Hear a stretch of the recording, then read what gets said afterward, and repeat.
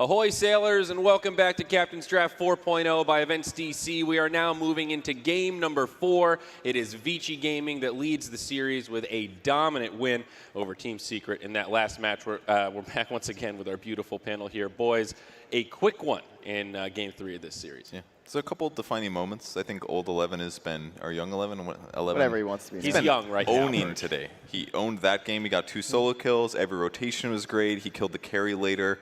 He was probably maybe the main reason, performance-wise, easily the main reason that Vici did so well that game. Yep, or he came out with the most damage, I think, in the end. Obviously, he's a Templar Assassin, kind of makes sense, but a lot of those good rotations from Young 11, as you said. He kind of spotted the Slark farming the jungle. Great ward placement, I suppose, in that sense, too. Just finding those important grabs, and they were able to come out on top, and we talked to Sin a little bit. You know, in between, he was just kind of pointing out, like, it was kind of an okay Slark game, not the best, but obviously in the early game, he had nowhere to go, which makes sense. There wasn't a happy place, and he got aggroed by the Luna, and the support Alk worked pretty wonderfully.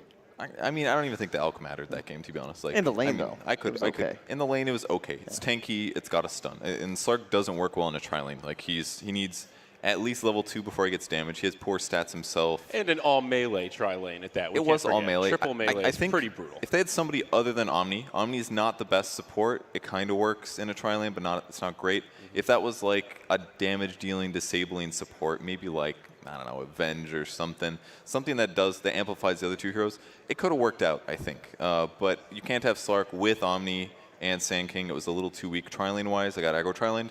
And if you shut down Slark's early farm, he doesn't catch up very well, and he doesn't really become useful until he gets Shadow Blade. So you delay the Shadow Blade, he gets killed once by Tiny, and all of a sudden, you don't really have a carry, and then they just do whatever they want. Slark has kind of a weird tempo in that regard, right? He wants to play very passive for the most part until he gets Shadow Blade. Then all of a sudden, he erupts and wants to be this assassin fighter, and he kind of fluctuates back and forth. And that timing is kind of delicate, as we saw. Jack, what are you thinking about Game 3 there? Yeah, that's why I like Purge's points there as well. That's why something like a Lifestealer may have been a slightly better fit, but we kind of weren't sure how the teams were going to lane this, and Vici made a very wise decision. No matter what, we're going to put 3 heroes in Slark's lane and make his life hell. And you're seeing from, back to your point about old 11, I think a mode like this also shows a lot of players, they have these hero pools or their overall talent that you don't get to see otherwise, because a lot of teams, Chinese teams especially, if they're so used to playing against each other, you come into a tournament with a few prepared strategies or roles, that's how you're going to have it. But in this type of tournament where Captain's Draft, you have multiple cores, you have guys playing heroes that you would otherwise never see them play, but it's kind of like, you know, they can kind of show out a little bit. They can show what else they have in their talent, and that's where it is in this tournament. You're seeing that as well. So a little bit of benefit with all of the unpredictable lanes, basically. I mean, I didn't even know what to predict. I didn't feel comfortable even talking about how Vici was going to play the game because they had 4 potential core heroes. I didn't really know which one they'd decide is the support, which one is the core. Yeah. And I'm sure it affected Secret at least a little bit as well. So forced them into that Slark pick maybe. Maybe they should have gone for something that was better in a tri-lane, but Slark was good for other reasons, such as against TA. So they made the pick and it didn't work out very well. All right, well, we are getting into what could be the very last game of this event. Now Vici just 1 win away from taking the whole thing in Secret. Well, they're going to have to win 2 in a row to make that happen. So at this point, we've got a little treat for you guys. We've got our brackets from some of our analysts here that they began, and they've been graded by some of the staff backstage. So we'll zoom in on a couple of these. We've got Purge here with an impressive 33% success rate.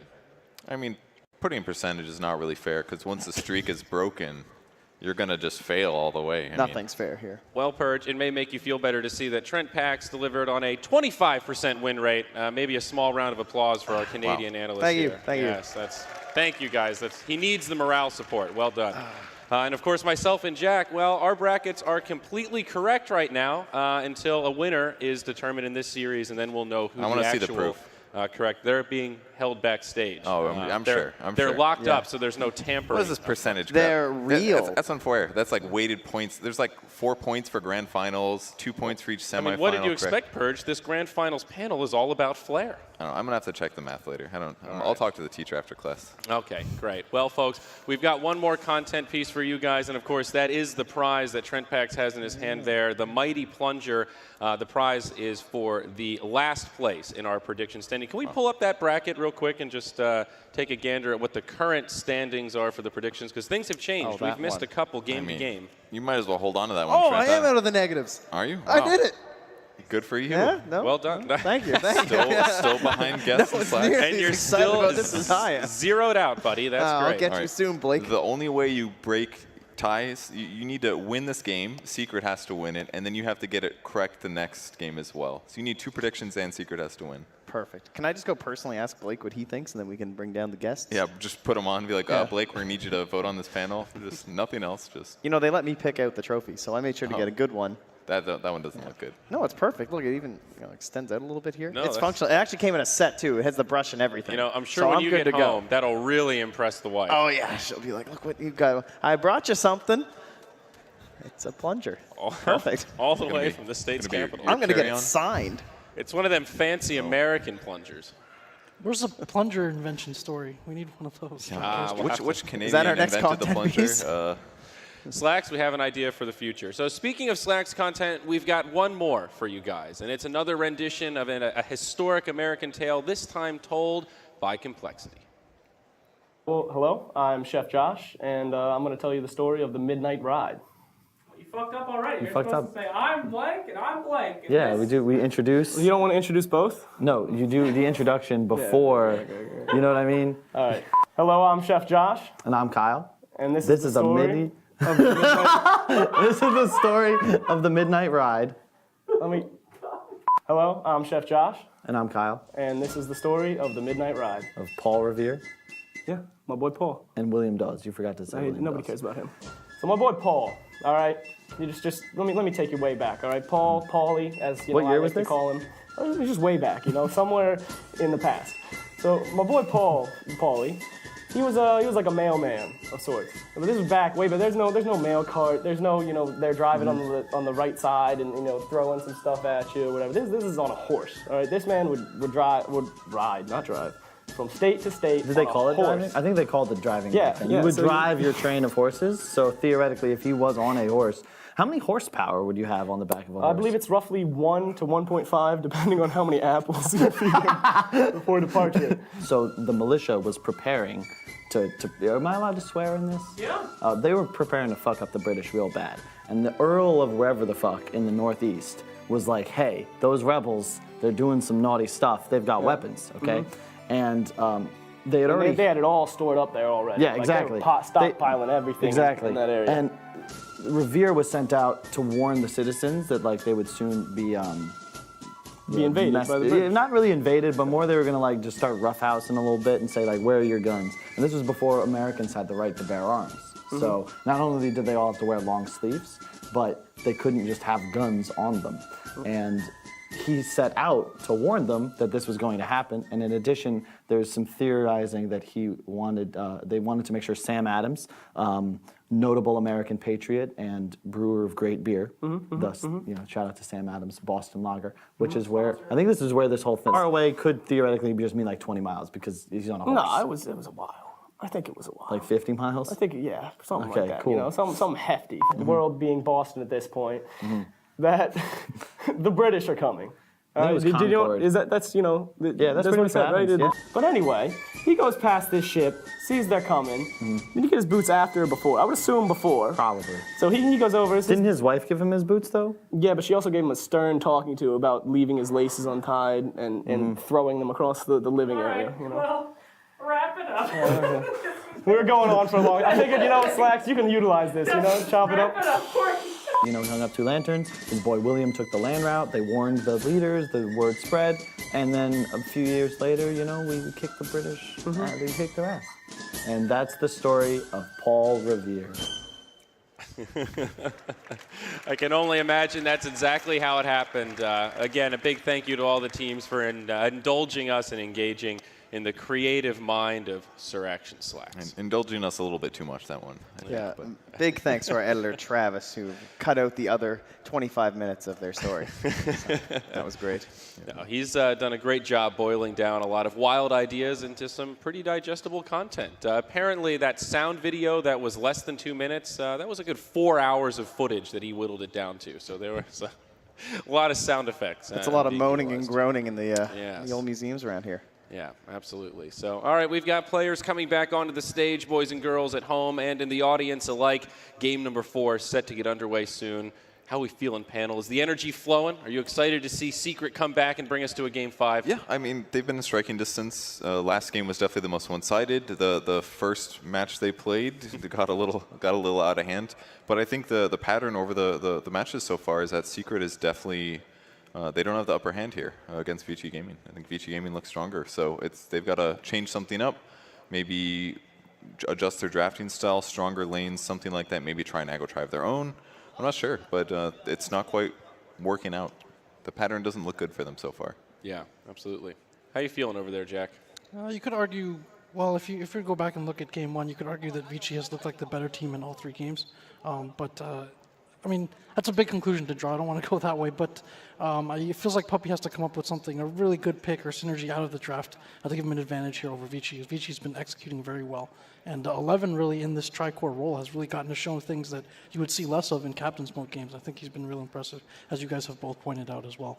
It's interesting that, and we bring up the fact that obviously he's looking very good. He gets to play some somewhat different heroes, but whereas when we talk about Secret, I feel like we're often talking about just like doing the same kind of enabling that they often do with Yapsor, where they're still giving him a lot of farm. Like some of the best games have been maybe when he played that Zeus, and that's something we've seen them do in Captain's Mode too, and they're able to bring that in. But maybe if the pool doesn't exactly suit that sort of playstyle, it's felt like maybe they've had a little bit of a problem with the levels between Fada and Yapsor throughout the day so far, like maybe keeping them a bit too close, and maybe Yapsor's not getting those ideal heroes that he wants in those situations. Or maybe like even the games the Yapsor does, their carry doesn't quite fit as well. It's like their trialing is maybe never exactly what they want.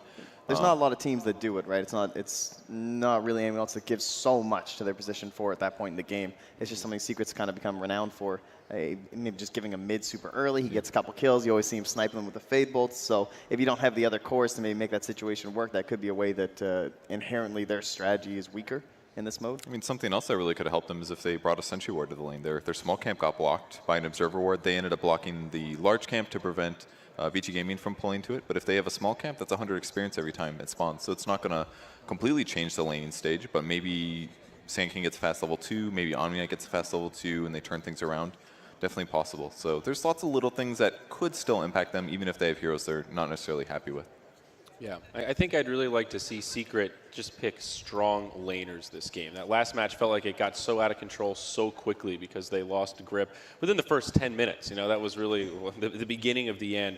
I'd like to see them go back to something closer to Game 2 where they had that Night Stalker, that Rubik, and that Razor. Even though the Razor didn't work out in the end, at least they were able to get past that first checkpoint and get into a good mid-game, right? It might just be hard based on the heroes again. You never really know what's going to be there. It's every game probably feels different. Maybe we shouldn't think about what strategies or what things we learned from other games, because this is a whole new set of heroes. It's very hard to analyze it after the fact. Yeah, it's very true. That is one of the unique aspects of Captain's Draft. Normally at this point I'm saying, man, I'd really like to see them pull out X, and it's like, well, are they going to be able to pull it out? We'll see. Stay tuned. Let's find out what the draft is, right? It feels almost surprisingly close to ability draft, to be honest, simply because you were waiting for this like pool to appear. I don't know, but then what ends up happening is that you have this idea of what you want your hero to be, right? You like see this one skill, and you're like, okay, I'm going to get that, and then I'll get those 3 things, and I'm going to be sick, and then suddenly this thing's gone, and you have to adapt on the fly, and maybe someone picks a skill, and you're like, well, how am I going to deal with that? And the pools, it changes your normal Dota mindset, right? Everything kind of changes. You don't have that normal flow that you're going into. And I felt like Secret, they started out strong. The best part I liked was the Omni Knight and the Sand King. I envisioned this core Omni Knight, like we see so often now, dominating a lane with purifications onto a Sand King roaming in. That didn't happen. We got a position 5 Omni Knight and a Sand King, and they had a really rough time at the start of the game. And it made sense to have Magnus, but imagine if that was Omni Knight in a 1v1. He's probably not going to lose versus a Tiny. He's probably going to trade a little bit better in a lot of ways, because every time we cast Purify, it's a huge swing. And then if he just does a rotation, TP to the safe lane, Purify the Sand King that burrows on an enemy, like that tri lane could have gone so much better. But they may be too greedy with the mag pick and other things. All right. Jack, you want to give us a summary of the breaking news down there? It seems like you've been busy. I have to be honest, I kind of tuned you out a little bit there. I've been enthralled by the headlines. They're finally back. It's very distracting to make a point when everybody's like laughing like, oh, he's got a red mark on his face or something, and I can't read it myself. Well, and the problem is Slacks can't help but give you little snippets and little teasers of like, oh, you need to read. This one's really over the line. You need to see it before it goes out. So you're just thinking in the back of your head, oh, I wonder which one it is that they saw, or worse yet, the things that you don't know that he's written. That mystery. Postable. Great. Oh, God. Pasta Bowl. One of the greatest events on Twitch television. Looks like VG still reviewing the game there. They're not quite ready to rock and roll here, so we'll get going in a little bit. See a couple players still looking at replays. So, looks like we've only got 6 players in the lobby, so we have a few more moments here. Great. What does that really mean, though? Does that mean they're not? What does it ready? all mean, Purge? I don't know. Does that mean the managers are giving them some time? Does it mean the admins haven't quite cracked down just yet? Everybody get in the lobby. I don't know. Could do we're having Steam problems. About to join, we swear. Oh, that pesky Steam coordinator always going down. Oh, let's get Slacks, maybe form a lineup there, you know. Get something good. No, please don't. Never again. Stay in your stats corner over there. Purge, I feel like this is a question for you. So just now when we saw the team displays, there was how many points, qualifying circuit points the teams have, and I think Secret was first with like 3,700 or something. So the Vici guys were talking about this yesterday. It was like, how many points are needed to virtually lock up a spot at TI. Obviously, it depends on how everyone else does as well. But and how many other events get canceled. Yes. Interesting. Hey, it factors into the math. All right, that's not my fault. It's true. Just telling you. So I wanted to ask Purge or Trent, what is the math on this? Like, what do you think is like a reasonable point total for someone to aspire to get to TI? I'm done the math. What do you think I did the math? Come on. You're Purge. I care about mechanics and ability. I don't care about numbers, like how many tournaments do I have to win to qualify. Okay, well, we can figure in. this out. How many majors are there? It's 1,500 points per major, great. roughly That sounds like 300 fun. per minor. Let's do some, okay. Well, here's the thing. It all matters, Great question, right? Like, Jack. Thanks a lot. How are the points going to be spread out? I mean, right now, it doesn't feel like there's that many super top dogs that are like locking up these first places every time. It's kind of a limited pool. I'm looking around my Liquid. I got my Secret. Perhaps VG starting today, but I mean, Secret already in another semifinal here, right? Or rather, grand final. They're guaranteed at least second. And the other important thing is that our minors don't give a huge amount of points, but majors do, and there's a lot of majors jam-packed in that last like month and a half before TI.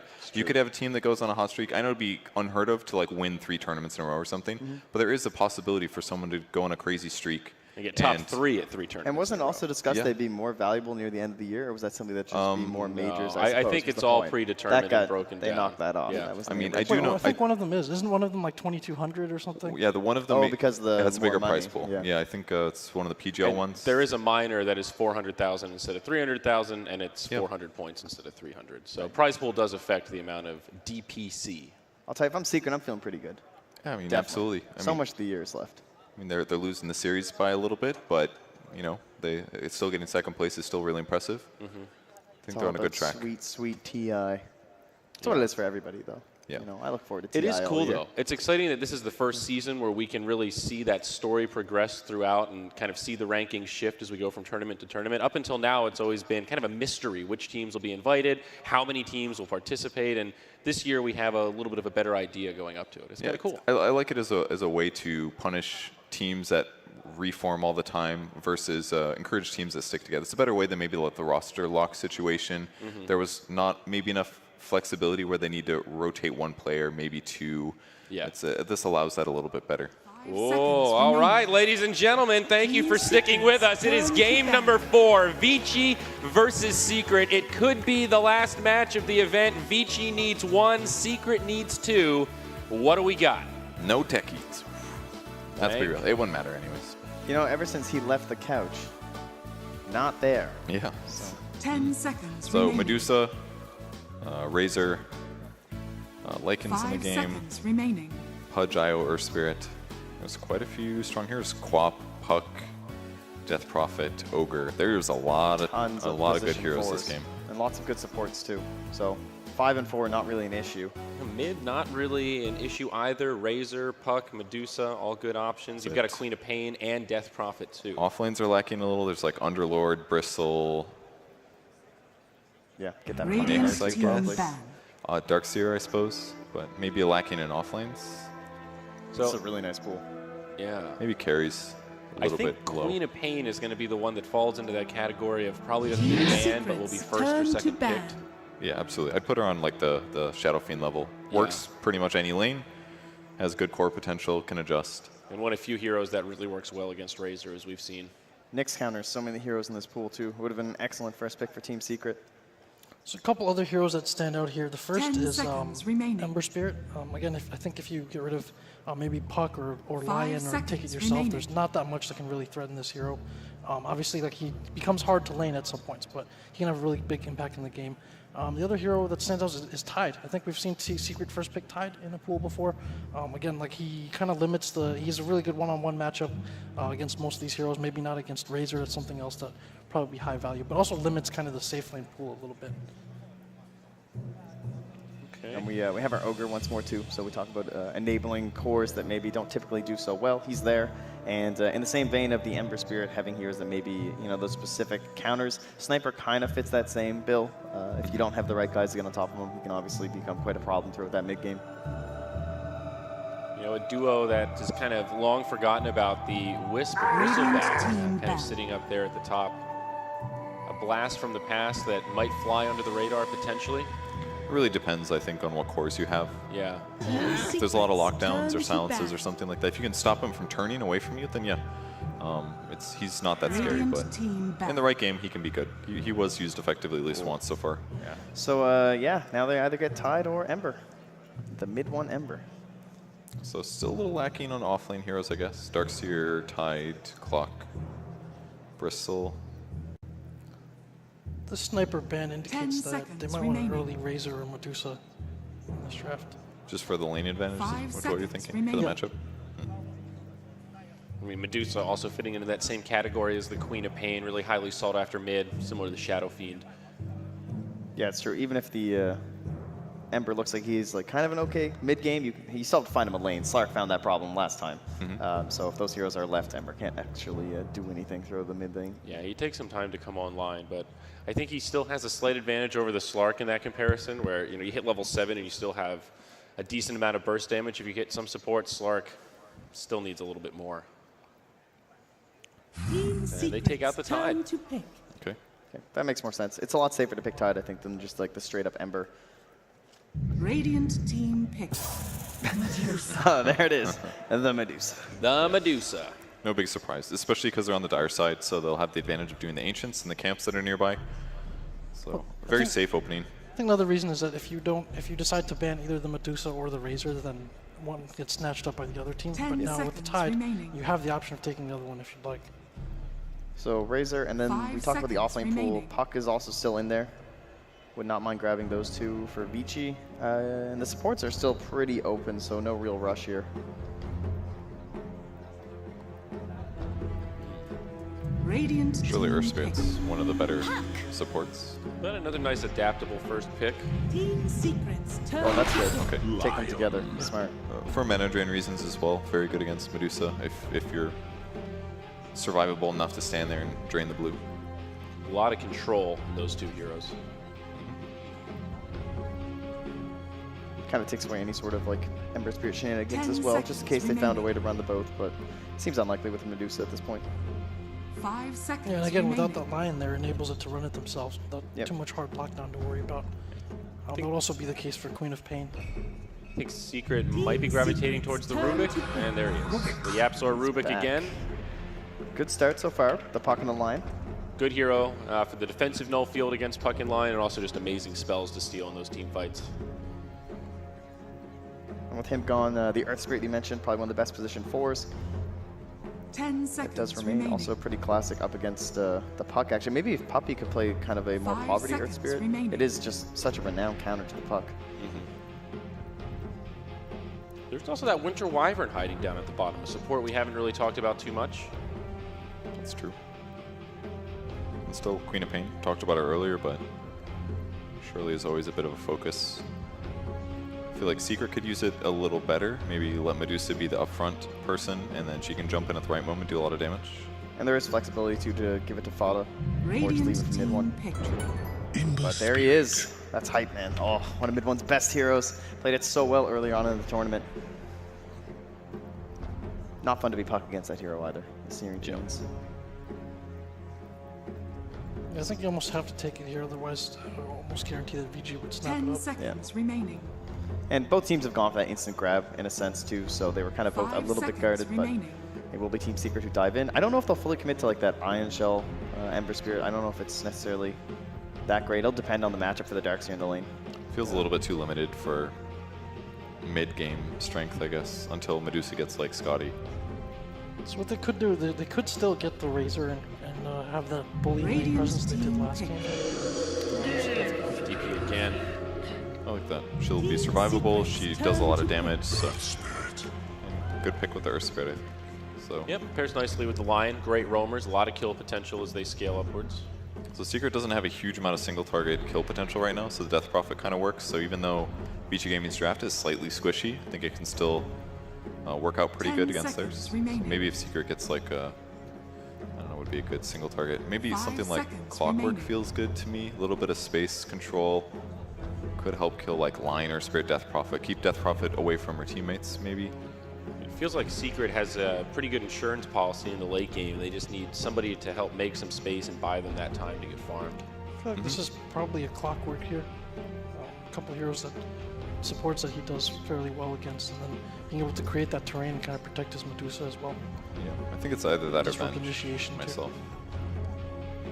Don't think Io's the move. It's Darkseer. Okay, so they do go for the Darkseer with Ember. Lawnmower, Darkseer with the Ember Spirit. I mean, there's a possibility that Ember can just get crazy triple kills at like 10 minutes. Yeah. With Darkseer comboed, there's always that potential. It's absolutely insane with the early Veil, too.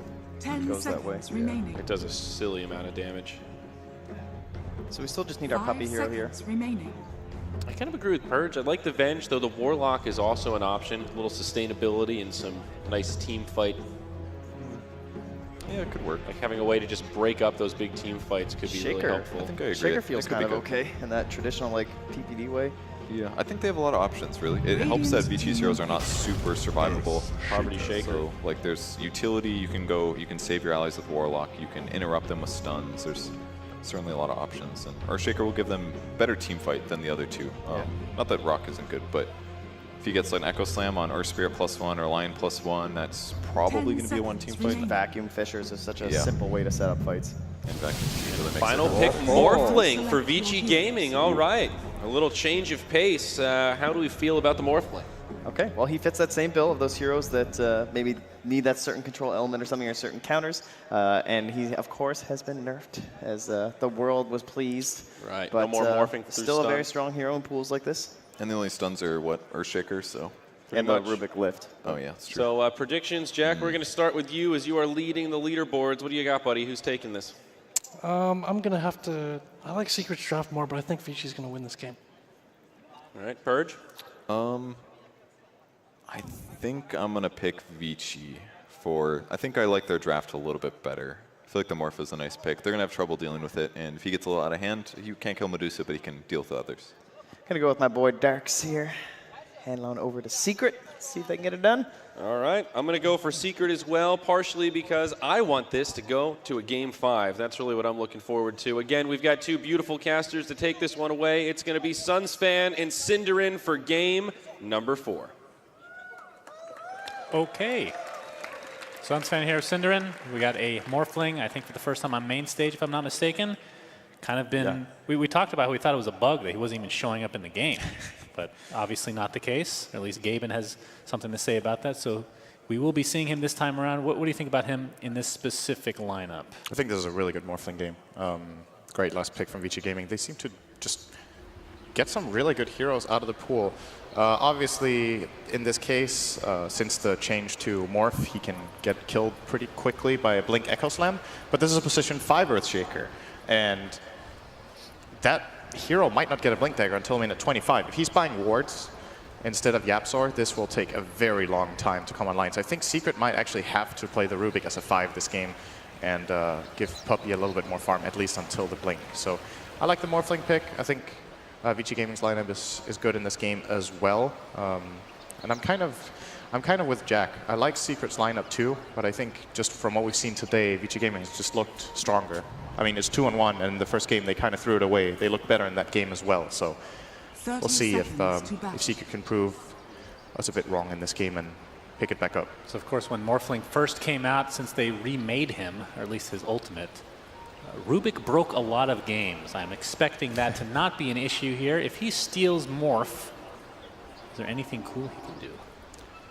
I mean, you can turn into the Ultra CC Master in Lion. Pretty much have everything but the ultimate, so that's pretty damn good, I would think. Obviously the mobility of Puck and the phase shift to go along with it. I don't know if you don't get stone remnants, do you? You do. Really? Yes. Do you get the full charges right off the bat? Yes, it's actually a thing. If you're playing Morphling together with Earth Spirit in your pub game or whatever, and you're playing Morphling, you take a level 20 talent, or you can target allies. It's actually sometimes useful to just turn into Earth Spirit, place a lot of remnants that he can use. If he's running out of remnants and you want to push or take a Roshan fight, it can be helpful because he can use them as well. It's just any stone in the game is usable by Earth Spirit. So if you turn back, the stones remain? Yes, I believe so. Wow, that's pretty cool.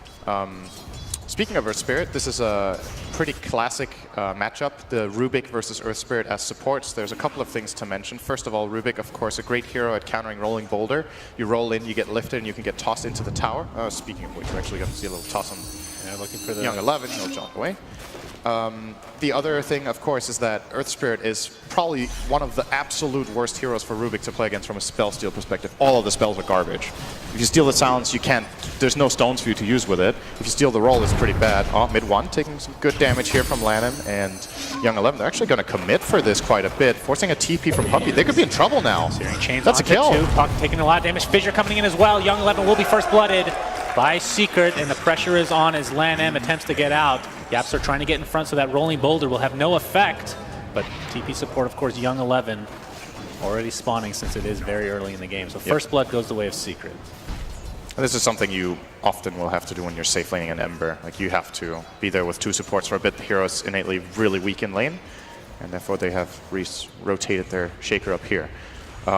But yeah, what were we talking about? The Earth Spirit spell steals. You steal Boulder Smash. The only thing you can use it for is for, like, once again, you don't have stones. So Magnetize is also a pretty weak steal in that regard. Good pressure. Oh, yeah, my goodness, that's a second death for Young 11. He was not ready for the burst damage coming in from that Fate Bolt. Had 4 stick charges and was able to jaunt for like about half a second there, but thought he was going to be fine.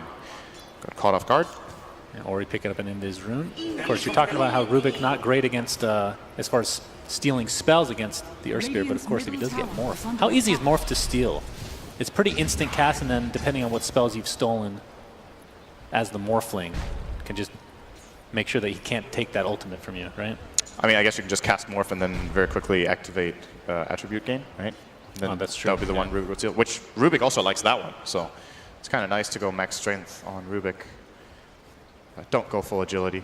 Wait, you wouldn't be able to do that though. You're stealing, you're becoming a different hero temporarily. I'm talking about stealing the Attribute Shift spell. Oh, right? oh, I see.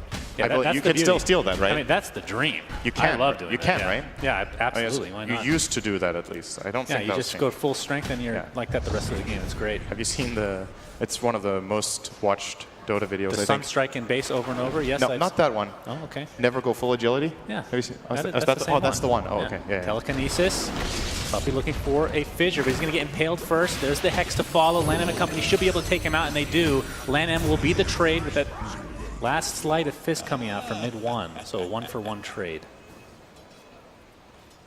And Young 11, of course, only level 2, 5 CS in that top lane. But in the mid lane, what do we have here? Ace, he's sitting on 11-5 versus Ori, who's 11-5 as well, actually. So quite even to start this game. How do you like this matchup? We haven't really seen, and we've seen Death Prophet have some horrendous games in this tournament, but versus the Medusa specifically in a 1v1 scenario. I think it's a. I would maybe give Medusa a slight edge in this lane, but Death Prophet can generally hold her own. She can push the way with Crit Swarm, and if she gets in close to Medusa, she can actually pressure her a decent amount. So maybe it seems pretty fair to me, just on first thought. I don't think it's. Let's just call it 50-50. It's like a very insignificant advantage that you have in that lane, I would say. So Ori's doing well. Obviously 10 denies, the big difference here in mid compared to the 5 of Medusa, so we'll out-level her by a decent amount. Paparazzi waveforms out into the safety of his tier 1 tower, and the health salve will heal him up very, very full. Mid 1 in the meantime, the top lane pops a flame guard, but that's not going to stop the auto attacks. The Wand keeping him healthy though. And he's going to need a health salve or have to go back to base. In fact, he will just TP back. Ace in the meantime taking the Spirit Siphon. Got TP in the form of Earthshaker. Looks like Puppey will cancel that TP though. Ace sitting on very low HP and low mana right now. And putting good pressure here. Vici Gaming are making sure to make moves on multiple lanes. They've so far accumulated about 1,000 gold lead just from raw farm in lanes. This Morphling has been doing a great job against Darkseer. So Darkseer, obviously, the thing about this matchup, Darkseer against anything, is that if you're very good at knowing the Ion Shell timings, when to deny, like how fast it ticks, you just practice that a bit. A lot of heroes actually do pretty well against Darkseer. Morphling is no exception. Top lane. I think Lanham is fine here. Yeah, he does have support. Will get thrown away. 3 members of Vici there. Morphling has really high base damage. He morphs to full agility in the lane and just starts denying creeps. And Darkseer gets severely outleveled and outfarmed in this lane, as it looks right now at least. I'm surprised it went this far. I don't think Darkseer should be losing the lane this hard, but just shows how well Paparazzi is doing down here on that Morphling. And in addition to that, Morph likes to get health regen, right? Like you want to get maybe a... We'll wait with that for a second. Fissure. Happy with the Fissure. Spirit Siphon slowing him down a little bit more. Lan M. Yeah, can't continue. Trying to follow through. Has the Orb of Venom, but not going to be enough to catch up to that big fat Earthshaker. So Darkseer often wins his lanes by consistent harassment with the Ion Shell, just pressuring all the time. Tossed into tower, he's going to be fine. Young 11 will John out. But Morphling can just morph to full agility and heal up way more effectively with regen than other heroes relatively, by just using that salve on very low base HP or having a Ring of Health, Perseverance. This is going so well for Vici Gaming right now. They're actually just winning this laning stage really hard. I wonder what secret... See, that's the problem here. Their support to a Shaker Rubik. How are they going to dominate lanes now? I don't think I've seen CS discrepancy like this in a long time. 43, 25, and the next on the list for Secret is 22 and 7. That is huge. His top lane, it's like mid one's in a bit of trouble. He's going to get stunned. Gets off the Searing Chains, though. Nice Fissure from Secret. Mid one will live as a result. In fact, Hell Salving is going to get canceled, though, to Young 11's right click, so heads up play from him. And Paparazzi completely left alone here. He forced Darkseer out of the lane. He played an aggressive move with the waveform over the top of Fata, got multiple attacks in before he surged away. And now Fata has to go to base, and Paparazzi starting to deal damage to this tower. The Earth Spike onto Puppy, and the roll in from Lan M, trying to block him to a high degree. Gets the Fissure off, and he will limp away. The Morphling is such an interesting hero now, though. You can become Darkseer, put Ion Shell on yourself, and then just go back as Morphling and just wreck him. Yeah, it's pretty cool. And surge yourself in the meantime. Yeah. That exact play is not available yet. He hasn't skilled Morph. A lot of the time we say, oh, hang on, careful, Paparazzi. It's just going to use a Tango, heal up very quickly here.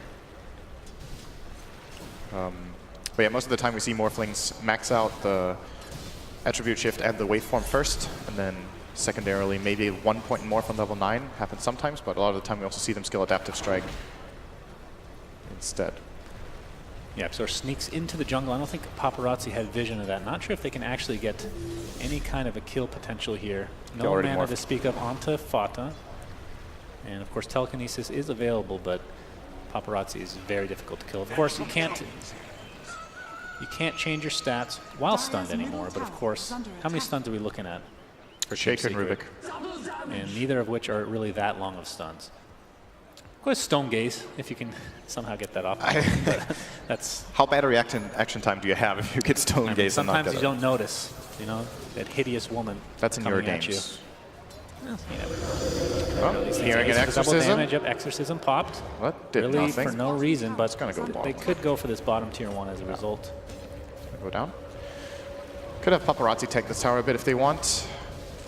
Has the Ring of Health. They will force out a Glyph. Now comes the Creep Wave. Secret seem to want to defend this, actually. They do.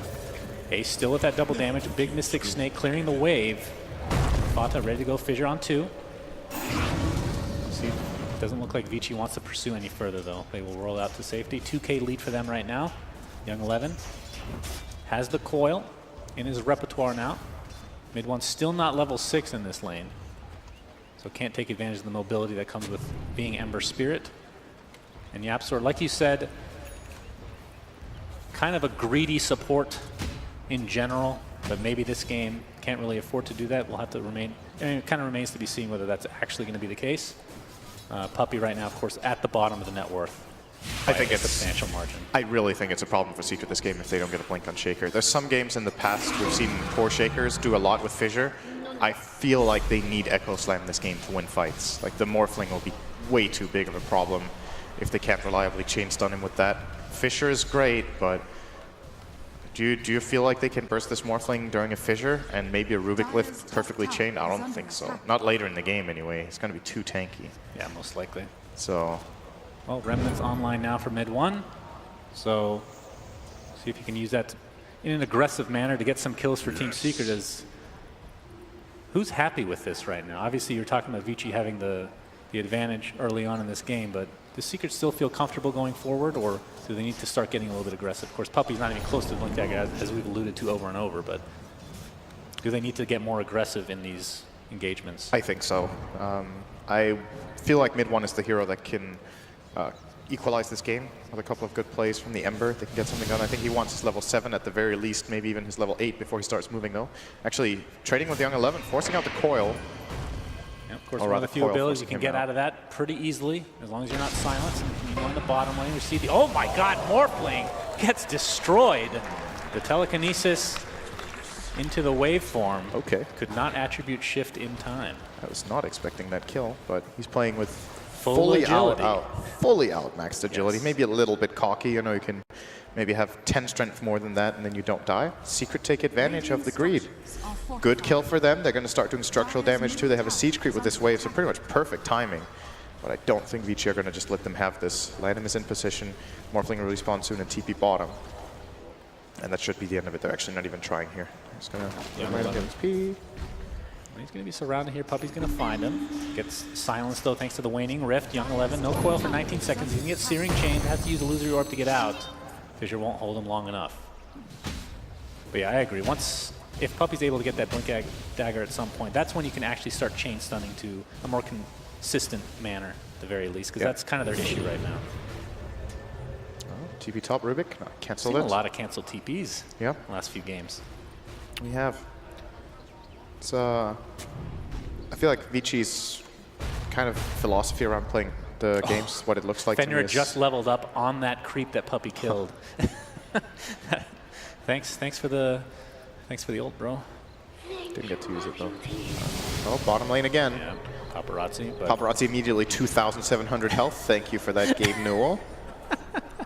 And down to 260 now. There's the coil. See if Paparazzi wants to commit here. Not waning rift applied as well. He's not really doing that much damage. Adaptive Strike literally does nothing. As Yapzor feeling pretty confident right now. Has the waveform, Young 11. What did he steal? Yapzor gets the telekinesis off. Looks like it was just a phase shift. They're not able to use it in time. But here comes mid 1, able to clean up the puck. Looking for Paparazzi as well, but that is a tanky mother effer. See who wins this 1v1 battle of the ages. Ori has TP'd in. The Adaptive Strike doing a nice kind of stun, but won't be enough to actually find a kill. Nice quick play there from Paparazzi, morphing into the Rubik, using Fate Bolt, morphing back and getting Attribute Shift running quickly enough before the Ember started to put some pressure on him. But yeah, I feel like you can tell in this game how Vici are thinking about just Dota in general. They're playing very pressure-orientated. They keep forcing heroes to rotate. We see, like you said, multiple canceled TPs more or less every game from Secret because they feel under pressure. They have to always defend towers, defend heroes that are getting ganked by Vici. And it's also just a result of the draft, really. Like, Secret's supports are not the best for this kind of playstyle with the cores that they have. If they had like Shaker and a Quap mid, for example, then all of a sudden they can force TPs and pressure. But Shaker Medusa, not that likely to put pressure on the mid hero. And Shaker Darkseer, not that good together either. So Vici are kind of dictating the whole tempo of this game, and Secret were playing catch-up for quite a while. Ori and company taking out that Centaur here from Fata, but he's 0-4-4-0 build on Darkseer, so doesn't really have much to do here except farm up the creeps. He's going to go away from mid. Puppy's still being chased now. Young 11, he forces a TP though, yet again. Earth Spike Fenrir. Looks like he might be the sacrificial lamb, but in the meantime, in the mid lane, a telekinesis on a few heroes as Fenrir finds his way into the grave. And it looks like it's a 1-for-1 trade across the map. As Fata does drop to Paparazzi. So Paparazzi right now, second in net worth, only to Ori on the Death Prophet. But ever so quietly, Ace is getting a lot of farm. Let's not forget this Medusa. He's just sitting at best putt play. Okay. He's just, wait, I'm hearing a coil. Hang on. Puppy, TP out, he'll die to coil. Rift. Oh! The last millisecond able to finish him off. And that gives He did not Earth need to, Spirit Shannon, though. Do you know why? Do what? He didn't need to take that kill with Earth Spirit because coil deals damage. In Fountain? Yes. Yeah, so he would have died anyway. That's true. So you got really excited over nothing. I That's do that all fake the time. hype right there. Sorry. I've learned from all the other casters in this. Fata, Ion Shallow. That's true. It's actually one of those things it's difficult to remember sometimes because it's been like that for so long. It's also difficult to assess really how high the damage amount is. You know, it's been changed. The old coil dealt way less damage on break than the new one, but it's a really substantial amount when you try to TP out. True. Well, smoke rotation from Vici Gaming. Let's see if they get anything out of that. They're smoking to the pushed wave top with the puck. If they find Puppy here, he is already more or less doomed. Yep, already uses Fissure. He's going to get hexed into the roll, into the death. Vici Gaming with a 2K lead, and they're going to position themselves to be able to take this tier 2 tower secret. See if they try to defend this or not. You're going to see the ward play, so that's at least an easy D ward for later. Fenrir taking the Fade Bolt to the back of the head. Still feeling okay thanks to the urn. Dire's top tower is under attack. Looks like Ace is just going to get this solo tower in the mid lane. That's very nice for Secret. Fortification is popped. He's probably just going to back, but knowing that most of these heroes are top, it feels pretty safe to secure that for himself. Yeah. If Vici don't get this tower, this was not that good of a rotation. Well, they're trying now. Medusa TPing in. Has Stone Gaze, of course. Searing Chase coming in. Lana extremely low to start this fight. He's going to drop right off the bat. Impale comes in as well. There's the Fissure onto 2. Exorcism is activated. A triple silence into a triple coil. Young 11. Triple kill for Ace, though. Just turns it around. Yapzor able to get a couple, but it's a 3 for 3 across the board. It looks like mid one is next on the plate here for Vici Gaming. Adaptive Strike will stun for a little bit, but the 2 cores of Vici are super healthy, and they take the tier 2 tower. Oh, damn, Paparazzi did so much in that fight. Turned into Ember, used Flame Guard, got a double chains combination, turned into Morphling, waveform across 3 heroes.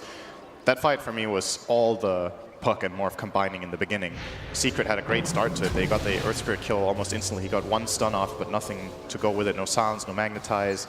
And they still end up getting the draw there, plus a tower, just because of their raw power between those 2. And of course, Ori, quietly in that fight, unfocused, so Exorcism will do the rest. We talked about the power of the Puck Coddle combo. Maybe not quite as strong, but Adaptive Strike into Dream Coil, not too shabby to be able to finish off one of these secret heroes that can also kick with Earth Spirit. Yep, true that.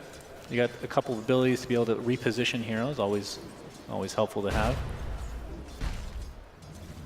It's actually very deceptive how much that break damage is, especially once you get that Aghanim Scepter. Pretty ridiculous spell with the right hand. I'm not going to read that. It's too long. Net worth, though, still 2K lead for Vici Gaming as both Ori and Paparazzi sitting quite pretty. What does Medusa have right now? Dragonlance. The typical. Mask of Madness building into 4 staff. The cookie cutter Medusa build, if you will. It's pretty standard. Let's see. How many Ancients have they been stacking for him, though? I just saw him take out an Ancient stack now, but... They've done 2 stacks at least, maybe 3. Haven't been paying that close attention. There's been a lot of fighting going on from Vici, so wonder how much information they really have at the same time, because they've been making all these moves, but not keeping Medusa in too much check. Has been getting good farm. It's continuing here. So 4 staff, only a couple hundred gold away. But it's still, I think Morphling has a pretty good matchup between those 2. It's one of the better carriers, just being super mobile. Deals a lot of single target damage, obviously, something Medusa doesn't like. Their mana burns are only really the mana drain, which is not that good. So that's good news for Ace, at least. And Paparazzi has Lincolns. We'll be going for the E-Blade, and that is not good news for Yapzor. That is one of those here. Of course, he does have null field, but what is that, 5%? It's a really good value point in 1. It's 10, but like regardless, it doesn't matter if he has it on aggressive, right? Oh, the coil top lane. Looks like they're going to find Earthshaker with that Echo Slam, though, into the Fissure. This is going to be enough to get the kill with the Fade Bolt. It is. And Secret turning that around nicely. A much-needed kill for them as they're looking to bring this net worth lead back into their favor. The Paparazzi finally going to get this tier 1 tower. Actually, a little bit surprised they didn't finish this off earlier. That's true. Took them quite a while. It's a courtesy mainly of the Darkseer, obviously keeping the push going, getting the Helm of the Dominator to skip waves with as well. And that, wow, that adaptive dealt a lot of damage. Is that a Helm of the Dominator creep? Yeah. That's a Dominator. Thanks, Slacks. I can read that one. Oh, Ori, he's going to find it. Mystic Snake to the back of the head. He's going to pop the BKB with the Exorcism. There's the Yules. Onto Fada, he takes, oh my god, that burst damage is insane. No Echo Slam available. That is true. Lanham jumps in. Puppey looking for potential fissure here. There's a telekinesis. Stolen coil. Yep, stolen coil. He actually steals the attribute shift. Looked for him to be super tanky in this game now. If that is still in the game, that is. We'll find out soon enough. Absolutely. Absolutely. Right now, Killing YapzOr tower sitting taken on out. 2,000 health. That is so nice. So, of course, Zero armor, though. for those that don't know, yeah, obviously you lose the armor and you're not going to be able to get great attack speed from Rubik anymore, which is a real shame. But you do keep that stat gain forever. So just don't misclick, is what we're trying to say. Yeah. That can't be underrated either, because the null field on top of that, now is going to be much harder to burst down. It is. I don't think I've seen him play with the defensive null field yet, though, in this game. He keeps it on aggressive. They obviously have really good synergy with the aggressive field as well. Mystic Snake, the Ember Spirit damage, Echo Slam, Ion Shells. They have so much magic damage in the lineup. Oh, they can actually turn this around. Nicely done from Vici, baiting that poor mid-1 Ember Spirit. Same time bottom, Paparazzi, double damage. Yeah, he's scary. He is scary. Has the Ghost Scepter work with, not too far away from finishing the E-Blade completely. Yeah. I think his goal in every fight is just to blow up Shaker, actually, if he can. I think that's his best target. Without the Shaker, Secret's AoE control is not that good. They have Vacuum Wall, and that's kind of it. Nothing else is that reliable. Sure, you can telekinesis a guy and maybe toss him into the team, but that is very situational and very positioning dependent. Ember's Light Chains is something, but there's Yule's on the Radiant side already on the DP. Puck's next item is also the Yule's Scepter.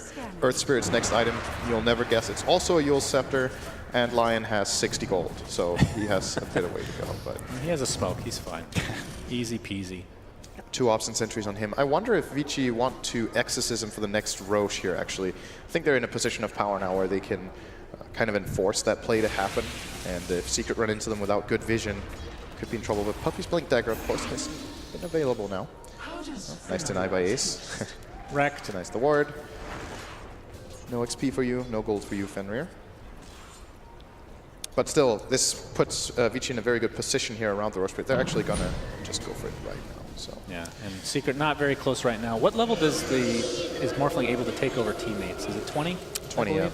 So imagine jumping in as Puck. You don't think it's that good? I don't know if that's the spell you should take here. Waveform attacks targets is also really good. Oh, that's true. It's the same one. I forgot that. It's a good talent.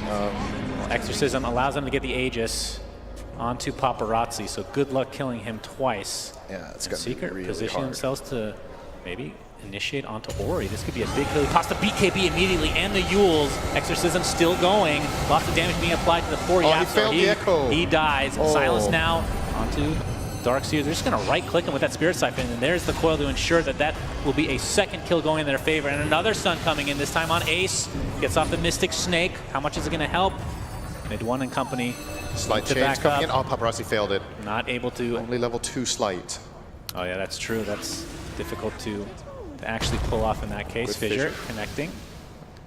Considering that Echo Slam was only on the ground from Puppey, I wonder what he got cancelled by, or if he just messed it up. But with that 2-for-1 trade is actually not the end of the world for Secret. That could have gone way worse, especially considering Ori got the BKB off with good timing and still had duration left and Exorcism. Very fast reaction. Yeah. Very fast reaction. But Age is still online, of course, so Vici sitting quite pretty at the moment. 5K lead at 23 minutes.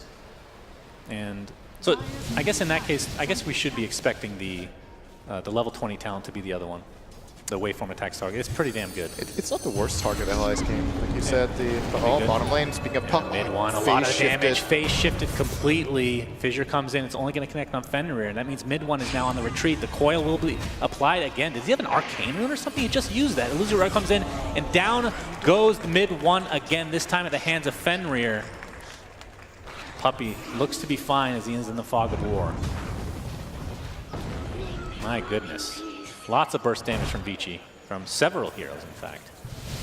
Oh, Ace jumping in onto, or Paparazzi jumping onto Ace. There's the E-Blade coming into effect and the adaptive strike as well. Not quite enough to actually kill Ace, but still doing substantial damage and forcing him away from the Ancients, which is definitely not what he wants. He's going to wait for him in, being very cocky. Oh my God!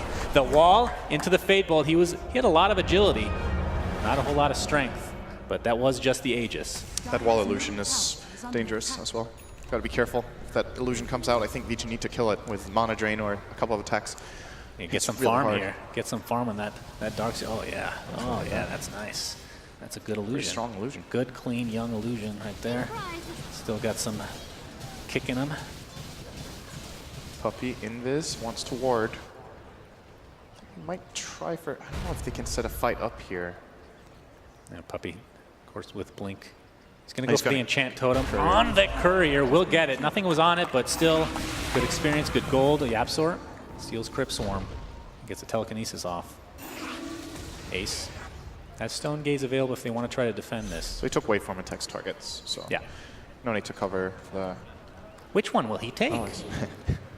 Oh, we can't even look at the potential plays. How boring.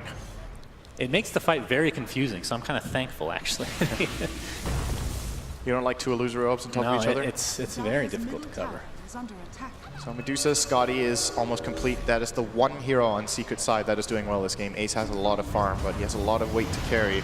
Both Ember and Darkseer are very far behind. Yules in the air. He gets silenced. Another Yules, though. Make sure he can get unsilenced, and he's just going to get out with that Remnant. Nicely done. Of course, Yule's a great counter to Flame Guard in general, but when he has one of his own, he typically can get away in most situations. Now the question is, what does he go for next? What's next on the table for mid one? Now that he has the drums and defensive capabilities of Veg. Radiant's queued up right now. I don't know if that's the best choice in this game, but at the same time, I feel like Secret might just have to play for an ultra late game, see if he can wave clear, get more farm, have the blind against the Morphling in fights, obviously nice, but he has no defensive item apart from Yule, so he can get killed in the blink of an eye. If he gets stunned by Lion and blown up by Morphling, he actually dies from full HP if he doesn't Flame Guard on, so he needs to be careful. Ace only 100 away from finishing that Scotty. Going to be quite nice for him. A lot of Veils. He's going for Veil, so kind of 7-minute Veil. Yeah, that's a little bit surprising. Typically, that's trying to enable his team, I guess. It's like, we're far behind. We're going to need a good fight. This is the most cost-effective item I can get us right now for the next fight. Ace definitely finishing the Scotty here, as there's a smoke on both sides, actually. See if they can find each other. Doesn't look to be the case, at least not yet. Well, Morphling is actually really far away from his team right now. He's all the way back in base. Waiting for his BKB. 10 gold to go. Another big item. There's the Scotty. And that's the gold call for Secret. They know they just hit a timing, so time to go. Oh, Searing Chains. Puppey comes with the enchant totem. They're going to clean up the puck. The Echo Slam was used. And a Centaur stomp in the back, too. Yeah, Fenrir getting harassed. Looks like the Earth Spike was stolen by Yapsor. And Paparazzi still waiting for that BKB in base. Can't tick the gold any faster, unfortunately, for him. That was a nice combination play, though. Slight chains into Fissure, into Blink Echo. Quite a lot expended there from Puppey, obviously, but it's a core kill. That's true. That is our instant replay capability here. High production value at Moonduck. But why did Shaker kill a Lion when it was a puck? I mean, he had to do that in advance. He had to guess, so it's a 50-50. You know? Great. Close enough. They look pretty similar, Puck and Lion. It's all good. Slack has his issues, but yeah, absolutely love him anyway. So Blink Dagger looks to be next for Yapsor. Not even close though. But we did talk about the Blink Dagger on Puppey. He didn't get it at that bad of timing, so it got like minute 20. Could be worse. I mean, Puppey, that like generally he's position 5, like you said. So he's going to get it at a later duration, typically. Butterfly next on the table for Ace. And yeah, it's good this game. Yeah, it blocks that waveform attacks target. It's pretty good. Nice. Yeah, it's pretty good. How fast is that attack, actually? Is it just your regular attack speed, I assume? I think it just automatically attacks the target when waveform crosses. It's one attack as you waveform? I believe so, yeah. Okay. I think it hits once on every target, which doesn't sound like much, but when Morphling is 300 damage, it adds up. It definitely adds up. He's going to run into mid one. Cost the BKB. Oh. That's a big deal. Really defend. I think he was just scared the whole team was there, but there was absolutely no reason to do that from our perspective. Of course, values his life a lot. Oh, the coil expended as well. He'll be able to cancel this TP from Puppey. Oh, he does find vision though. Yapsor will be able to get out, but still, that's a coil down. That's a BKB duration. I mean, not too bad. It could be worse. Definitely could be worse. I think that's a net gain for Secret overall. During all of this movement from Vici Gaming, Secret have been pushing out both mid and bottom. So Vici will have to go back on the defensive and protect these lanes, so they didn't really progress out on the map from that one move at all. Yeah, and creating a lot of space. Vata, of course, has the Greaves, Helmet Dominator as well, and once he gets that Blink Dagger, this becomes super scary, especially for Morphling like we saw. That illusion can wreak havoc on himself if he's not careful. And he can set up Puppy. I think that's the bigger thing. If they can get a 2 or 3 hero back Echo. Oh boy. All right, that's called burst damage as LAN-M looks like they're going to find Yaps, or at least that is the goal. Aggressive Yules Don't from think they're Yap. going to go any further though. Work it out. He's so tanky on moving. Like It's crazy that Ember Spirit can die that fast though. That was basically 2 spells. Yep. Morphling for you. Remember, people said this hero was dead. This is Captain's Draft though. Any hero can work, except for techies apparently. We just never see that one. In the right situation in Captain's mode, this hero can still be extremely powerful. As the last pick of the draft, which it was in this case. There are still games in Captain's mode where one team maybe has like 2 stuns, or not that much lockdown. Oh, the exorcisms pop Ori with the BKB as well. The coil and the Finger of Death being used to try to take down this Medusa. A triple silence, but the Greaves going to bring him back into the game. But this Ember Spirit is dead. Oh, sorry, the Medusa is dead. Has buyback available. Fata's going to be next on the list. Wow. And Vici are just cleaning up these fights. As long as they're grouped up, it's very difficult to stop them. This tier 2 tower looks to be dead. Echo Slam's still available though, so... That was even with a missed E-Blade. They E-Bladed the Darkseer at the same time they Yuled him. Oh, really? Yeah, and then he came down and just died anyway to Ghosts almost immediately. Vici's lineup has so much damage right now. They actually just straight up ran into a Medusa with full mana and HP with 0 mana drain and killed her through all of her defense. I was like, right now, that's like 6,000 or 7,000 damage they just dealt there, or even more. And Young 11 only about 1,500 away from finishing Aghanim Scepter, and we've seen the power of the coil so far. If you get a Medusa in that coil, you kind of want to force staff her out into the opposite direction, but if you do that, it's going to take substantial damage, which we saw in that fight. It's just going to get worse with the Aghanim Scepter. Even a BKB won't stop. So, yeah. And that's the power of the Ag. As Fenrir gets an they found impale, Yapzor. they're going to get the stun off and the silence coming through, but the Yules, see if you can get anything off after the fact. Coil is placed. That was a stolen one. Fenrir's just going to have to wait it out, but they do find the kill on Yapzor. And they might actually push high ground with this. I have to say, Vici in this series has entire tournament, in fact. Well, I shouldn't say entire tournament. It's basically the playoffs. It's Puppy, you are dead. Died to the auto attack of the waveform. Thank God he took that skill. Who knows if he got that kill anyway. Fata getting Spirit Siphon, but will TP to safety. No secondary lockdown after the Yules, so we'll just TP out.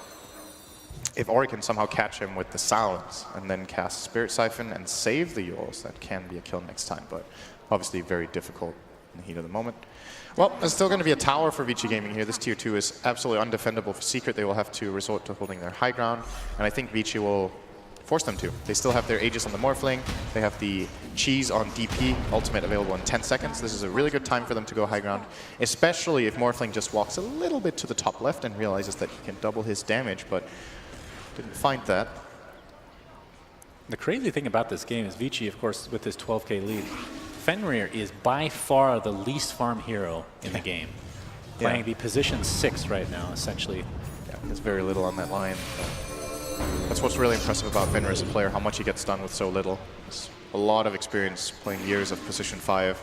I don't know if years of abuse. Has he ever played another role? I'm trying to remember. I mean, some games he'll go 4. Right? I guess so. In this team, speaking, like a few times he plays 4. That is true. But he has never played anything else than support, I believe. I can't remember seeing. Not in my memory. And a lot of the old school players have played multiple roles, but Fenrir has really stuck to that support position. So. Bless his heart. He's done a lot this game. I praised him for his Bane plays in the earlier game as well. Like just doing so much with minimal resources is not easy. Scotty now picked up by the Morphling.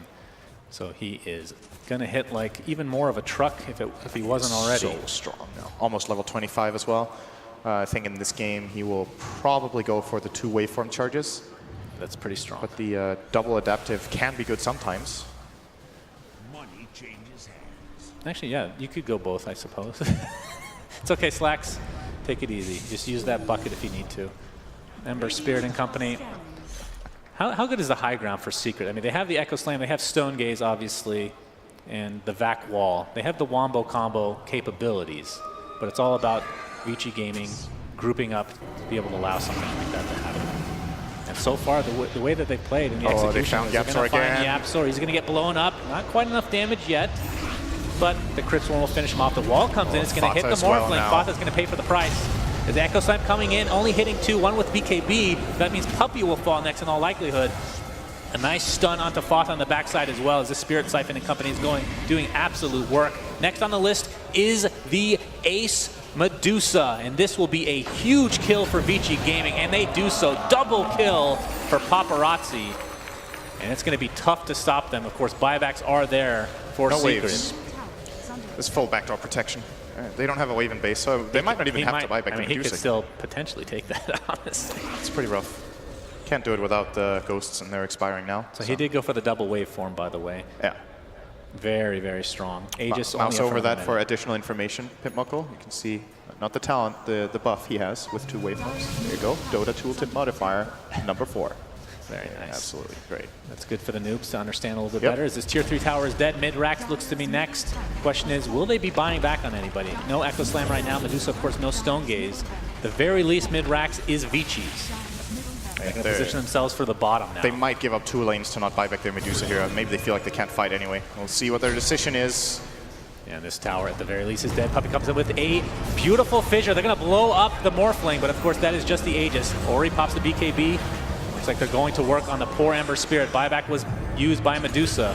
The question is, will Vici Gaming back up or not? Ori continue with the Spirit Siphon. Looks like Ace is going to continue to deal damage. Gets the Hurricane Pike off, but Paparazzi is there. Puppey and company, they are able to take out Lion, but he buys back into the game. Meanwhile, looks like the Stone Case being applied to Ori. A little ring around the rosy, and they're going to deal substantial damage as he's in stone form. Pops that Shivas, though, is very tanky. Gets the Yules off as well. Paparazzi continue to right-click.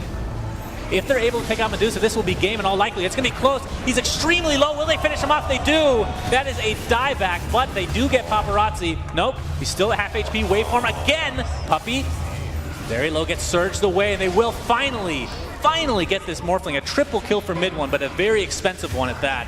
Ultra kill, in fact. So Secret technically hold, but it was very expensive. And all of the kills going to mid one is the exact thing they don't want, because he has buyback penalty during that entire fight. So that's true. He got very low there. Whoa there. Puppey really hates those creeps. He Echo Slammed the shit out of him. Jesus. Good lord.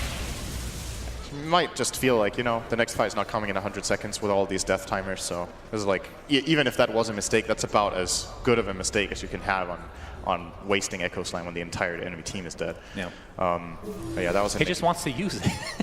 He's just itching to hit that arm. It was an expensive hold. I want to once again highlight how well Paparazzi actually played that for a moment. Like, he turned into the Ember Spirit, got Slide of Fist off, got Chains off, got Flame Guard off. He dropped low on health, turned back into the Morphling to get full health again, continued fighting, almost survived that, but ultimately they did lock him down with all of their stuff. How many buybacks was that? It was the Medusa, the Ember, the Darkseer. Was there a third one, or a fourth one rather? I think that's what they used. Yeah. And only one used from Vici Gaming, the Lion. Indeed. So another big gain for Vici, although a lot of experience obviously going the way of mid one. Should not forget that. Sure, he doesn't get all that gold, but a lot of XP. He's now to level 22 after all those kills, so can start to feel on par in levels. Yeah, so he's going to jump in. They're going to try to take out this pesky Puck. They'll do so. Takes Waning Rift as a little treasure for himself, as their prize. Puck, of course, does have buyback for the death timer for 75 seconds, but buyback is available. Oh, let's see if Secret can do it again. This reminds me of game one. It does. It does. The first pickoff, he would need to buy back and then die again. But it's the Puck this time. I feel like Paparazzi is way too strong. They'd have to do it to him, if anyone. Yeah. I mean, he counts as about. I don't think they can do it on Ori. I actually don't think they can blow him up fast enough. Yeah, it's very. I mean, unless he makes a huge mistake. If there's like any backup behind, I think they can save him. We'll see. They're going to try. Telekinesis onto the low ground, into the Enchant Totem. They're trying to take him out. He's at half HP, but pops his BKB, and they're going to turn around to Puppey, and down he goes. Shivas is applied. The roll in by Lanham, trying to find some more kills. Looks like Fata will be next. That's 2 dead. Exorcism is used, though, as Lanham trying to find some more. Doesn't look like he'll be able to do so. Yapzor able to TP out in time. Yeah, this time Vici were ready for it. Learned from game number one, didn't make the same mistake again with being too overconfident. They choose to send out the tankier hero in Ori close to the ledge. He gets jumped, but immediate counter response from the Lion, who did have the Blink Dagger that time, and the Earth Spirit gets them 2 easy kills. There's no Roshan yet. I think Vici would love to get that right now as a collateral, but maybe instead they're just going to try to run down mid and get some tower damage, or Rax damage rather, but no Exorcism. I don't think they know about the no buyback status on Shaker. They know that Darkseer doesn't have one. But they might just chance it here. This fight could actually go wrong for Vici Gaming if they do it. I think they're not going to do it. Need to wait for that exorcism. Their Medusa or their Death Prophet is so much worse without it. She's almost not even a hero. Oh, Spirit Siphon's actually quite good. Spirit Siphon, Shiva's Guard, Yules. You know, there's still some pretty good utility with the Silence, but it's half the hero. The ult for sure. So, gonna wait, control the area here, stay on the high ground, not let Secret move out around this area. Secret will definitely not go there right now. They have no control whatsoever. They will play around the top where they feel safer. And now Morphling and the rest of Vici Gaming will probably push down toward bottom. He actually just used his buyback money on a butterfly, so a bit of an opportunity maybe for Team Secret if they find him, but there's no damage. I mean, there's no way they know that, of course. Oh my god, he is so hard right now. 700 damage. Yeah. Let's see him kill his dragon. Ah, come on. But the wall, Sindarin, his illusion is quite strong. Boom, boom. Okay. Maybe not as much damage as we thought. Let's look at the shrine. 1, 2, 3, 4, 5, 6, 7. He hits more than Tiny now. Yeah. Towards structures. Okay. That's a creep wave. Camp. You seem very enthralled by this double damage. I always like seeing high damage heroes with double damage. Something about it. Well, Roche is about to spawn, but Vici Gaming are actually going for an aggressive play instead. I think this is a bit risky. Oh, the coil misses. The Waning Rift to follow. Will they follow through or not? 2 waveforms used. Looks like Secret's going to try to turn this around on the mistakes that Vici have made, but the BKBs are popped galore. Looks like Puppey's going to be the first to fall, so no Echo Slam being used in this fight. Looks like Ace uses that ult to get a nice telekinesis. A lot of damage being applied, but the push through with Lan M might not be able to get out himself. The sacrifice will be worth it, though, if that comes to be. Yules onto Death Prophet. They're going to find the Earth Spirit at the end of the day, and Ori's in a lot of trouble now, getting slowed by the Scotty. Can they do enough damage to finish him off? It looks like it will be the case. So 2 dead for Vici Gaming as Secret want to continue the pressure. Fenrir looks to be next. That's going to be an easy pickup on the way. Can they find more? Paparazzi, of course, the big prize. And no buyback to speak of, like you said, but not getting really close to that was actually really bad for Vici Gaming. They missed the coil on the opening. They go in with Morphling's BKB, so they commit 2 of their really key abilities to get almost nothing forced. They have to use the Exorcism and run in with the Death Prophet. So they used everything on the fight. That was really hard just because they missed the coil. Like sometimes you just got to cut your losses and let it be, but they still went for the kill. Secret punished them, and now Young 11 is in a really bad position. Yules is there. Mid one pops the wand. A little bit of extra mana to work with. Where will Young 11 try to go? Doesn't matter, he's dead. Does have buyback though, 82 seconds if he's not going to use it. They have to spend buybacks to not give this Roshan to Secret. And Game 1. Throwing so much of their lead away right now. Secret definitely have a good opportunity to bring this game back in their favor, but Morphling is the beast in this game. Can you control him? If you can take him out, still no buyback for 1,000 gold. Roshan, Secret don't have 75%. They don't have the damage for this Roche. They don't do it fast enough. Mid one's going to gamble here. He's just like, maybe I can find an opening. He's going to go around the back. And Vici Gaming, will they get caught? Land him in a good position here. He sees Puppey. Could blink and stun him at any time to prevent him from going in. Here comes the Yapzor initiation. They're going to try to blow up the puck. There's the back and the wall. Will it be on the Morphling is the question. Pops the BKB and just right-clicks that Darkseer down easily. We'll have to find a different avenue as the wall is in the way. But Secret do take out another hero. Buybacks onto the Death Prophet. That's 2 for 1 right now. 1 buyback into the game from Yapzor. Fenrir in the meantime being isolated, but in the backside in the river. Ori trying to catch up to Ace. Not a whole lot of mana right now as Morphling attempting to catch up. There's the E-Blade, there's the adaptive strike, and there's the death. Double kill for Ori. A 2 for 3 with a buyback on Yapzor. And we'll see if Vici Gaming can find any more. Yapzor and company looking to potentially defend this. Puppey's still with that Echo Slam. Certainly making it exciting here, Vici Gaming. They do it for the fans.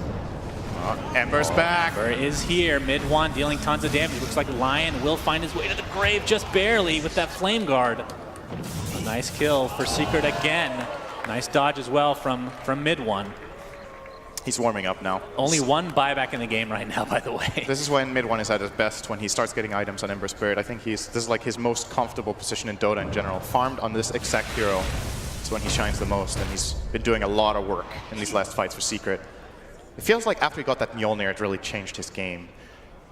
Doing so much damage in every fight. They're obviously very extended fights, and if he doesn't get caught in the back, he gets to consistently throw out those sleights of fist. Yapstar's going to get a steal off. He got the Crypt Swarm, not the best steal, not the worst. He can push some waves. And mid 1 will maybe do some damage to this top tier 1 tower that Secret have yet to claim. And at 45, it's half HP. Pretty interesting gold breakdown here between mid 1 and, well, I don't know. This doesn't really tell the whole story, I feel like. The lane creep's obviously a pretty big deal, but overall, Ember Spirit had a very rough start. That's kind of the issue, right? Absolutely. But he's come back in spades, no doubt about it. And that Radiance might have a lot to do with it, actually. He picked it up. And ever since then has been farming to a high degree in these fights. And he feels like Weeha in a lot of ways, where once you get a lot of these items, very good spellcaster with itemization usage in fights. Absolutely. Very good at clicking them buttons, in other words. So what buybacks do we have now? This is like the most important thing. Only Morphling. Okay. We'll probably see him play pretty aggressive. There's a smoke from Vici Gaming. Puppy's going to fissure and blink away, I guess. Not even blinking. That's pretty confident. Lynam is running around the back. If he fights literally anyone, he's going to instant Yules and try to set up a fight for them, I think. Mid 1 very aggressive right now. Has the Sleight of Fist, obviously, with the Searing Chains. Find Paparazzi. He's already getting very low. No. He gets Hex and brought down. No buyback. No buyback. 120 seconds. Oh, he was not ready for that And Hex. this is definitely, we have double damage as well. Of course, it's past 40 minutes, so increases the chances of getting one of those bad boys. As there's another Hex, this time onto Puppy. Not going to get stunned. He gets a nice blink off. Paparazzi's on the hunt now. He feels like absolute god mode. He could go back to Roche. Should be a fairly safe Roche for Vici Gaming. 5 against 4 without the Ember Spirit, one of the absolute strongest heroes in the game right now. Let's see, 1, 2, 3, 4, 5, 6, 7, 8, 9, 10, 11, 12, 13, 14, 15, 16, 17, 18, 19, 20, 21. Oh my God. Meanwhile, while you're counting like a juvenile, Puppy's 35 attacks for Roche. 35. 90 seconds on the deck, and this mid-rack's in a bit of trouble. Ace is going to continue to hit from the low ground. No buyback on Puck. This is a huge deal. Bottom racks is dead, and Secret are somehow staying in this game. Okay, Lanham.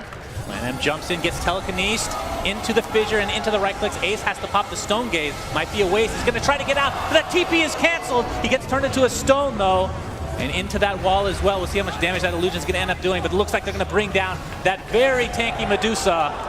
99 seconds, but does have buyback. Paparazzi. Yules 16 bonus and 2. Kill here. Yules onto Fata, into the silence, into the right clicks with the Scotty. Telekinesis is there, though. Oh, nice shot from Yapster, and the Fisher completely blocks them off. Has to use that second waveform. Trying to find Fata in the trees. Could morph into him, maybe. Didn't see him. Just looks barely like that got would out. be the end of that engagement. Tier 4's taking damage in mid, but Secret have a decent amount of buffer on them still, so getting time to go back. Push out the mid wave will Puppy.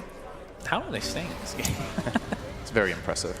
Now, Refresher Shard is online on Ori together with Aegis. They have chosen to give the Aegis a Death Prophet this time, I guess because of that Refresher Shard. So now they can use the ulti twice. Now it actually is really useful to have it. Generally, transformation heroes don't really want to have that Aegis, but now it's pretty good. They've given the cheese to Paparazzi, probably because he has buyback and Ori doesn't, and this is like the safer approach from Vici. So showing very good understanding of the risks. And boom. Echo Slam used, Impale to follow though. Here comes mid 1, dealing tons of damage. Ori half HP with the BKB activated. The Morphling died right off the bat. He was full agility.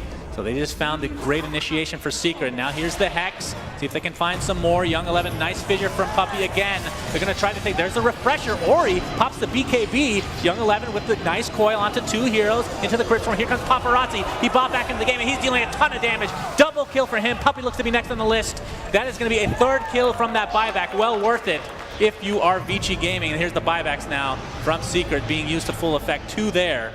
And Vici, see if they continue the pressure or not. Ori's still with the Exorcism. That was the Refresher Shard, I do believe. Yep. He has the Aegis, but that second life is not so useful now that he's used his Shard. If they can get Paparazzi here, this will be a dieback. Here comes Fata with it back into the wall, into the right clicks. With Ori taking lots of damage on the sideline, Morphling and company, they get the rack. They should be happy with this. Ori, he gets Searing Chains, has to pop BKB again. He's extremely fast right now. Lan M rolling out. Ori might be the sacrifice if they're not careful. The fissure does not connect with Ori though. Lan M looks to be doing that for his team. And down he goes. So 40 seconds with no Puck, 82 with no Earth Spirit. Mid one has the Mid remnant one is recharge talent. He continuing. keeps There's having the Searing remnants. Chains. He gets healed up thanks to the exorcism, gets silenced into telekinesis and the fissure. Can they actually finish him off? With Fenrir and Paparazzi, it's very tricky here for Secret. They can continue to try to CC this Death Prophet, but Paparazzi deals so much damage, they have to fear that. They will take him down. That is the Aegis, though. And Morphling has to pop the BKB. Mid one and Secret will continue to try and chase either hero. They're going to go for this Morphling. This could be huge. Taking Fate Bolt. He's going to go down if he's not careful. This is going to be a huge kill for Secret, and down he goes. 120 seconds, no Morphling. Can Secret actually do this? At the very least, this bottom racks will be falling, if not more. The mid racks not available for the taking. They could just go straight for Throne. No creeps, though. The fortification's there. Refresher The backdoor orb protection. Creeps now are coming on Ori. in. Refresher orb on Ori. All right, he's going to have double exorcism. His actual ult just came up as well, so no Morphling, though, for 100 seconds. Here comes the coil onto two heroes.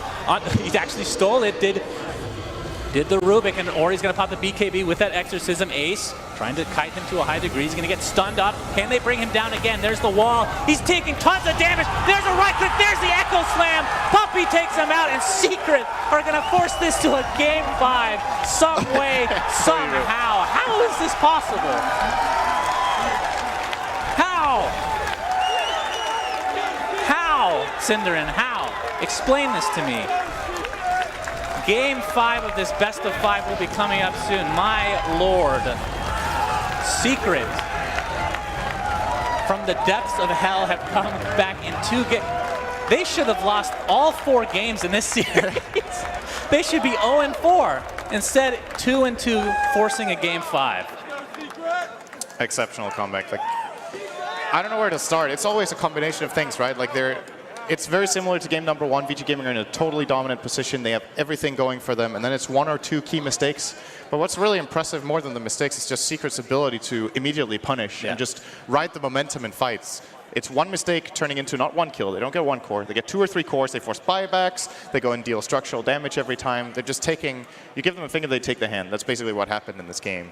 Like, pretty crazy that we're getting a game 5, I'll be honest. I was calling this game 20 minutes ago in my head. I was like, there's no way. The first game, you said way. over 95%, and what was this one? You said it was higher than the first game. Did I? Oh, you did. Did I actually? Yes, you definitely well, did. I guess it was 96 then. Okay, then. Well, 2 impossible comebacks. I'm going to have to go change my pants, but good thing we have a commercial coming up. So we'll be back with Game 5 of this best of 5 grand final, Secret versus Vici Gaming. We'll be right back.